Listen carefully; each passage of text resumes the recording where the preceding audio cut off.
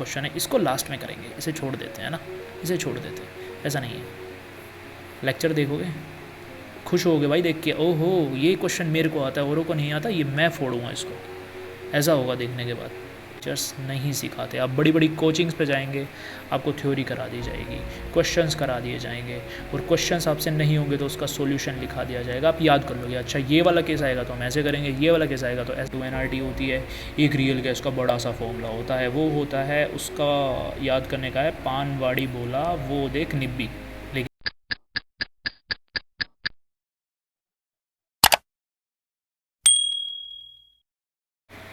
So guys, welcome to my YouTube channel. मेरा नाम है ADC और मैं आपको पढ़ाऊंगा केमिस्ट्री, और फर्स्ट सीरीज़ में स्टार्ट करने जा रहा हूँ फिज़िकल केमिस्ट्री का मोल कंसेप्ट।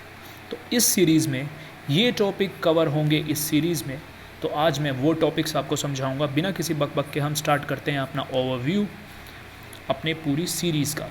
So let's start. तो फर्स्ट चीज़ मैं आपको समझा रहा होगा मैटर। मैटर क्या होता है? मैटर में दो चीज़ आती है, एक तो आता है अपना मिक्सचर और एक चीज़ आती है हमारा प्योर सब्सटेंस,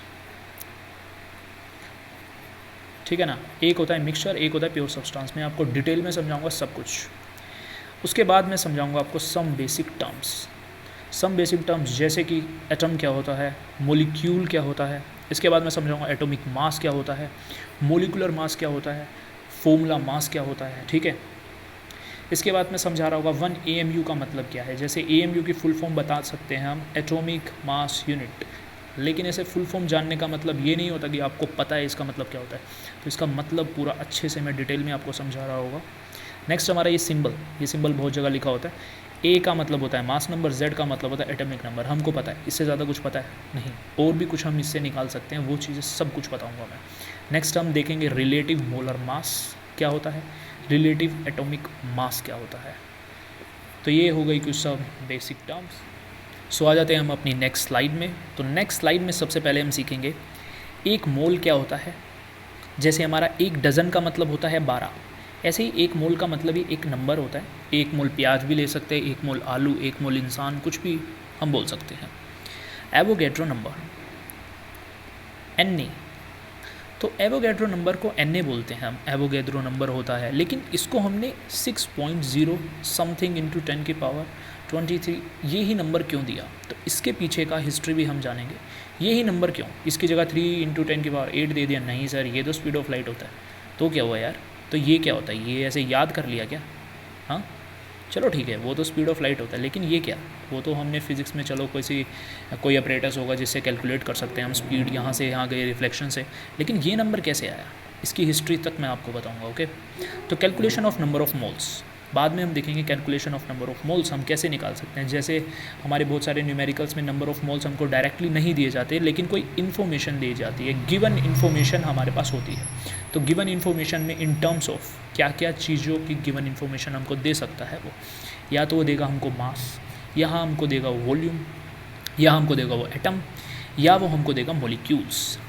ये चारों की हेल्प से अगर ये चार चीज़ें दी हैं तो इनडायरेक्टली आपको नंबर ऑफ मोल्स ही दे रहा है।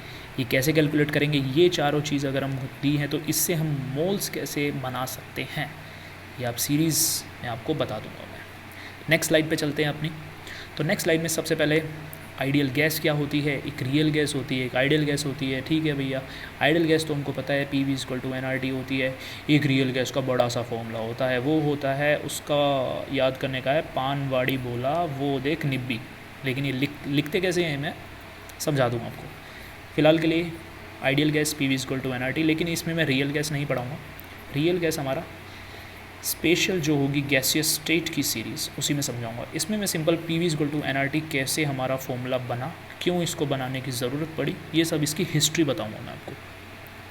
यूनिवर्सल गैस कांस्टेंट जो हम R लिखते हैं वो क्या होता है, वो हम क्यों आया यहाँ पे कांस्टेंट, क्यों इसकी ज़रूरत पड़ी हमें, ये तक भी बताऊँगा मैं आपको।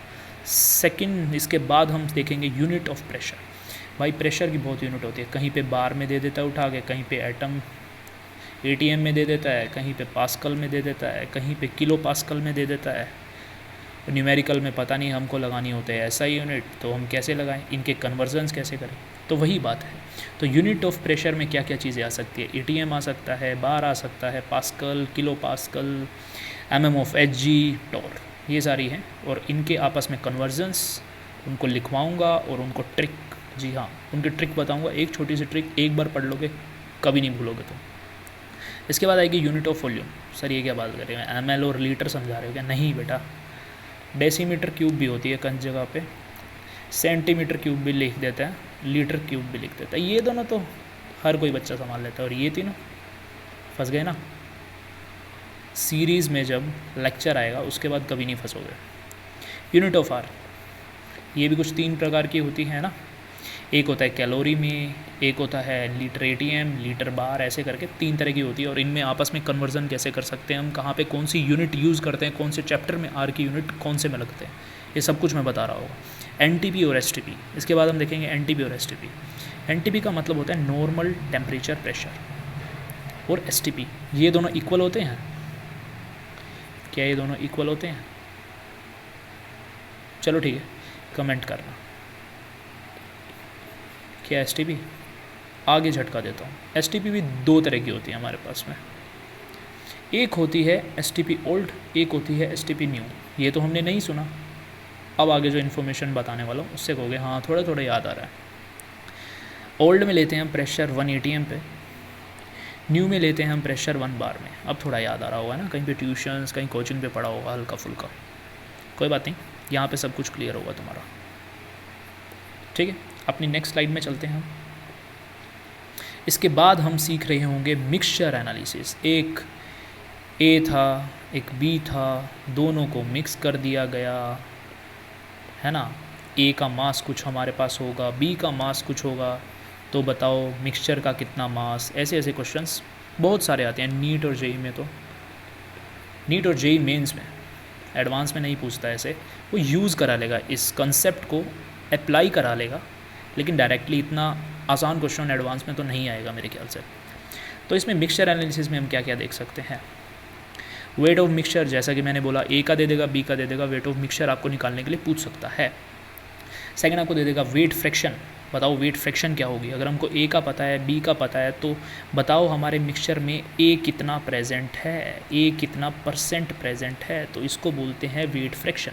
ऐसे ही अगर हमारे पास वेट है तो हम मोल निकाल सकते हैं। याद करो, मास हो या हमारे पास वॉल्यूम हो या एटम हो, तो इसका मतलब है उसने मोल्स ही दे रखे हैं डायरेक्टली। तो वेट है तो हम मोल्स निकाल सकते हैं ना, तो मोल्स ऑफ मिक्सचर भी निकल जाएंगे और मोल फ्रैक्शन भी निकल जाएगी। इसको डायरेक्ट पढ़ा देते हैं, टीचर्स डायरेक्ट पढ़ाते हैं इसे। फॉर्मूला एक्स ए का बता दिया, एक्स बी का बता दिया, ख़त्म बात, याद कर लो। कहाँ से आया, मारो गोली, कौन पूछ रहा है, फिर रट्टा मार, ओ रट्टा मार, है ना, ऐसे ही कुछ होता है। सो अपनी नेक्स्ट स्लाइड पे चलते हैं। इसके बाद में क्या क्या पढ़ाना है। डेंसिटी, डेंसिटी सर ये भी क्या सिखाने की है, मास अपॉन वॉल्यूम होता है ना, बस इतना ही नहीं बेटे, बहुत कुछ होता है इसमें भी। Calculation of density of a substance, इतना तो आप कर लोगे। रिलेटिव डेंसिटी पूछ लिया, फिर नहीं कोई बात नहीं, आगे पूछते हैं। सॉलिड और लिक्विड के लिए पूछ लिया, फिर गैसेस के लिए पूछ लिया, फिर इसके लिए स्पेसिफिक ग्रेविटी निकालते हैं हम, इसके लिए हम निकालते हैं वेपर डेंसिटी। तो ये सब हम कहीं भी देख लेते हैं ना, लग जाते हैं हमारे, है ना। ये क्या पूछ लिया, ये तो टफ क्वेश्चन है, इसको लास्ट में करेंगे, इसे छोड़ देते हैं ना, इसे छोड़ देते हैं, ऐसा नहीं है। लेक्चर देखोगे खुश होगे भाई देख के, ओहो ये क्वेश्चन मेरे को आता है, औरों को नहीं आता, ये मैं फोड़ूंगा इसको, ऐसा होगा देखने के बाद। आगे चलते हैं। सोल्यूट क्या होता है, सोलवेंट क्या होता है, और मिलके सॉल्यूशन कब बनाएंगे और कब नहीं बनाएंगे, ये तक मैं बताऊंगा।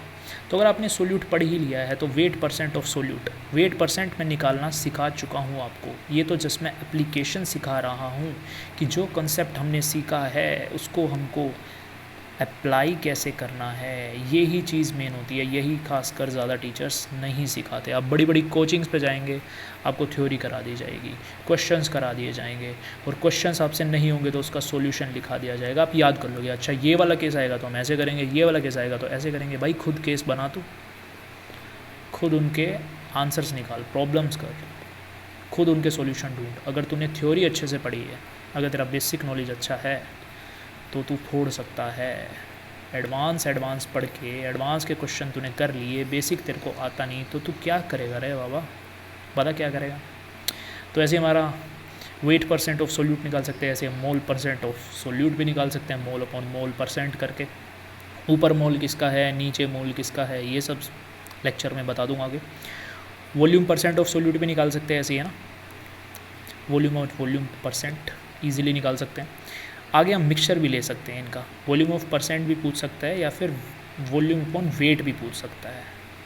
ये सब मिक्सचर्स भी ये ईजिली पूछ लेता है, क्वेश्चंस में यूज़ करा लेता है। ये थोड़ा टफ मान लेते हैं, वैसे होता कुछ नहीं है। ये चीज़ें अगर मैंने आपको समझा दी तो ये तो यार आप खुद ही कर लोगे, है ना।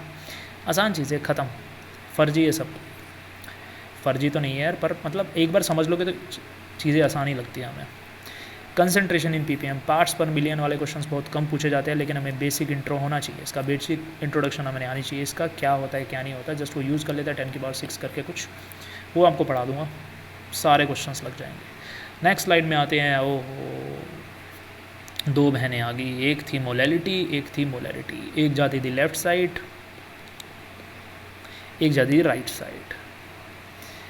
राइट जाती थी बड़ी बहन, लेफ्ट जाती थी छोटी बहन। बताओ इनमें फ़र्क क्या है ना, ऐसा ही कुछ है ना, बड़ी बहन छोटी बहन, ऐसे ऐसे ही करके कुछ। मुझे नहीं पता तुम्हारे वहाँ किसने क्या सिखाया, ये मेरा तरीका है याद करने का, मैंने खुद ही बनाया। ठीक है, तो इनके फॉर्मूलाज क्या होते हैं, इनको हम कैसे अप्लाई करेंगे। सोल्यूट सॉल्वेंट वाले क्वेश्चंस में आपको मोलैलिटी दे देंगे, आपसे पूछेंगे मोलैलिटी बताओ, या आपसे पूछ लेंगे नॉर्मेलिटी बताओ, है ना। नॉर्मेलिटी हमेशा बड़ी बहन से निकलती है। कैसे निकलती है, normality into N factor into M. अब एन फैक्टर क्या है, बड़ी बहन का तो पता है, नॉर्मेलिटी निकालनी है तो एन फैक्टर क्या चीज़ है, ये सब मैं सीरीज़ में सिखा दूंगा। नेक्स्ट है हमारा डाइल्यूशन ऑफ सॉल्यूशन। सॉल्यूशन को डाइल्यूशन में वाटर ऐड करेंगे तो इतने डाइल्यूशन पे क्या इफेक्ट पड़ेगा, ये सब कुछ सीखेंगे हम। Temperature, dependence of concentration terms, तो ये चीज़ें हम सीख रहे होंगे। कंसंट्रेशन टर्म्स तो हमने सारी सीख ली, weight by weight, volume by volume, volume by weight, weight by volume, ये सब कुछ हम सीख चुके हैं। लेकिन टेम्परेचर डिपेंडेंस कौन सी है बेसिकली, जिसमें हमारा अभी नहीं सिखा रहा, चलो मैं अभी ये सिर्फ मैंने सारा अपना ओवरव्यू दे दिया है आपको। सो ठीक है, अगर किसी को लगे कि वो सीरीज़ को ज्वाइन करना चाहता है तो कोई है, डरो मत यार, कोई पैसे वैसे नहीं मांग रहा हूँ मैं, तुम लाइक कर देना, सब्सक्राइब कर देना, जो भी कर रहे हैं XYZ। तो ठीक है, मिलते हैं हमारी नेक्स्ट वीडियो में।